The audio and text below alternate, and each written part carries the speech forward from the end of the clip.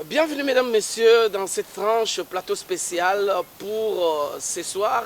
Nous recevons pour vous le professeur émérite à l'UNIKIN qu'on appelle le professeur Baudouin Boissa. Il est professeur émérite, comme je le disais, à l'université de Kinshasa, mais également président du G14 et partenaire politique du président de la République, Félix Antoine Tshisekedi Tshilombo.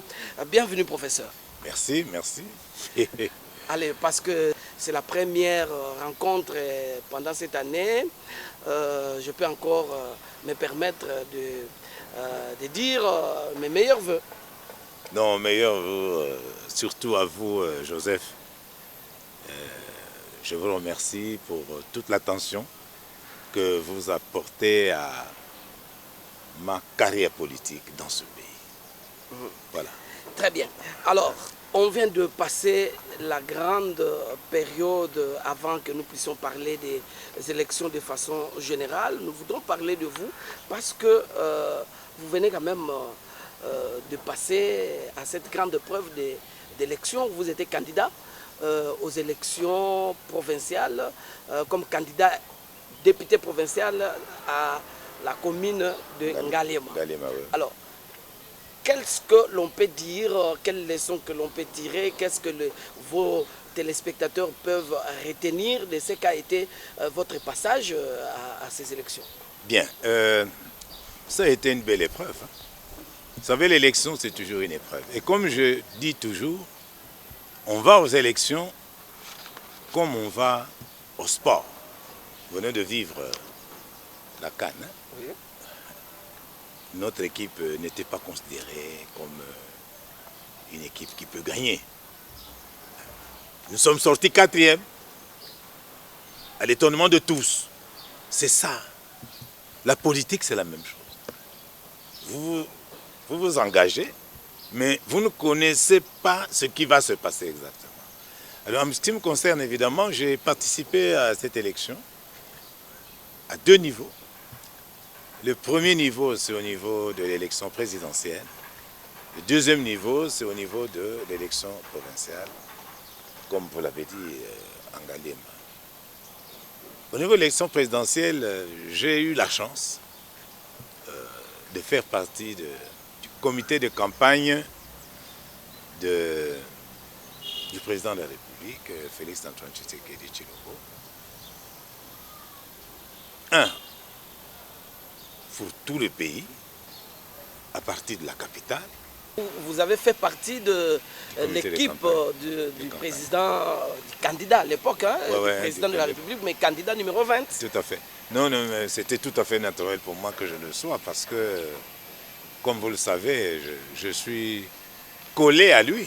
Hein, depuis le décès de papa Étienne Tshisekedi Wamulumba, où il a succédé à son père comme président du Rassemblement.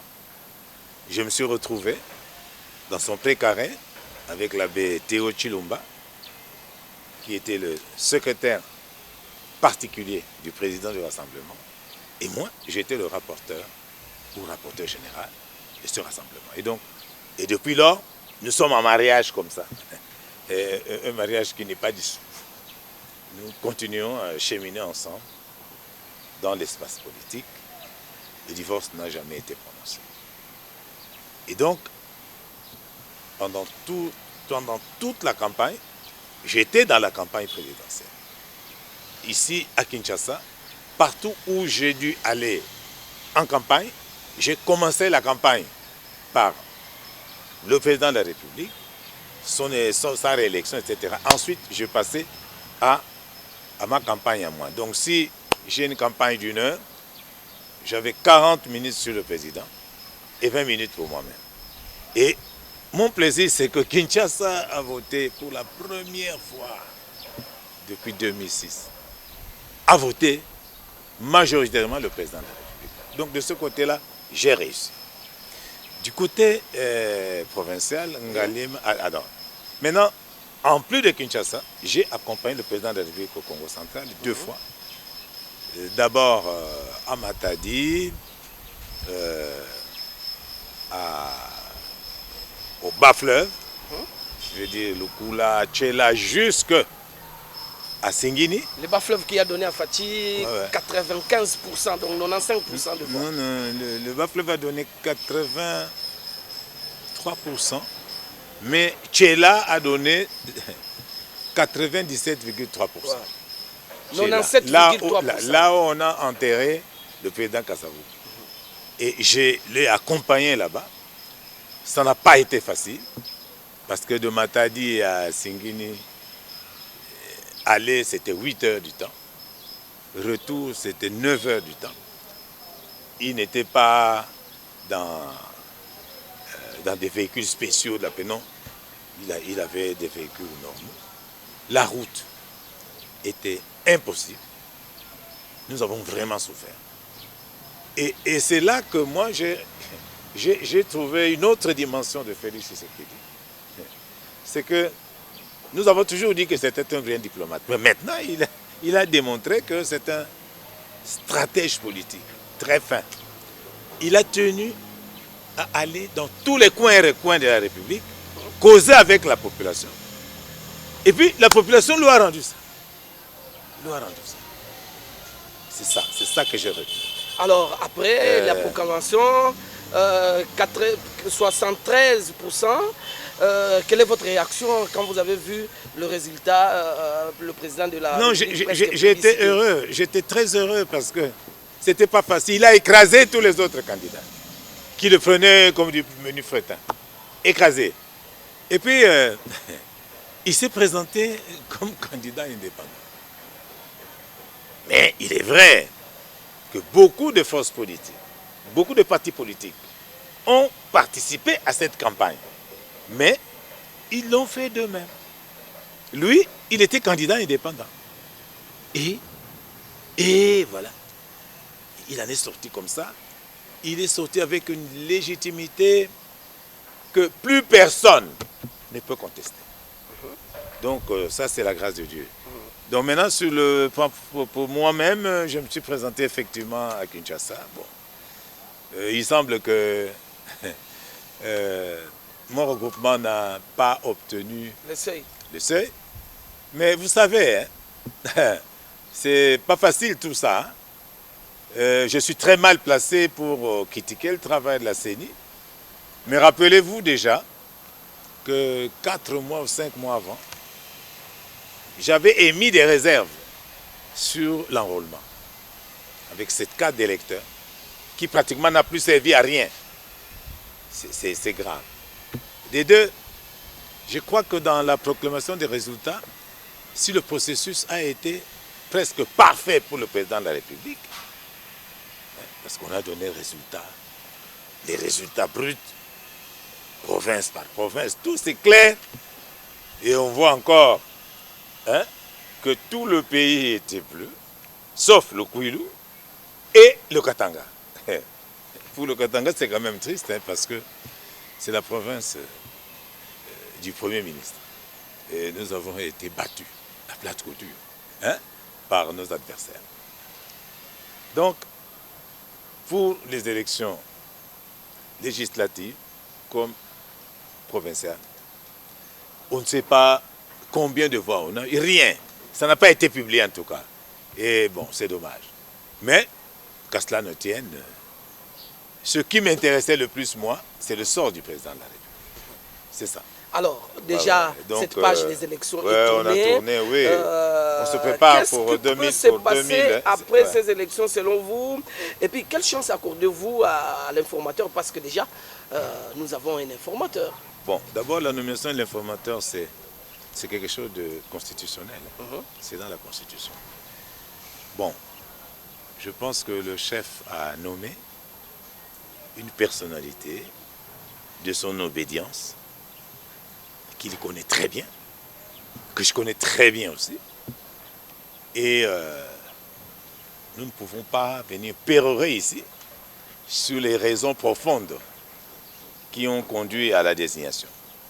Maintenant, ce que nous demandons à Augustin, notre ami, c'est qu'il tienne compte aussi de toutes ces forces politiques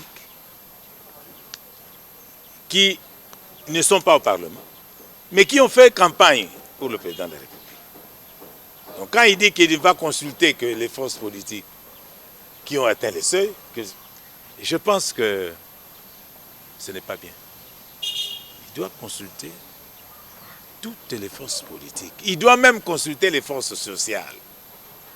Parce que pour former le gouvernement... Mais il n'est pas formateur, il n'est qu'un informateur. Non, attends. Je sais ce que j'ai dit.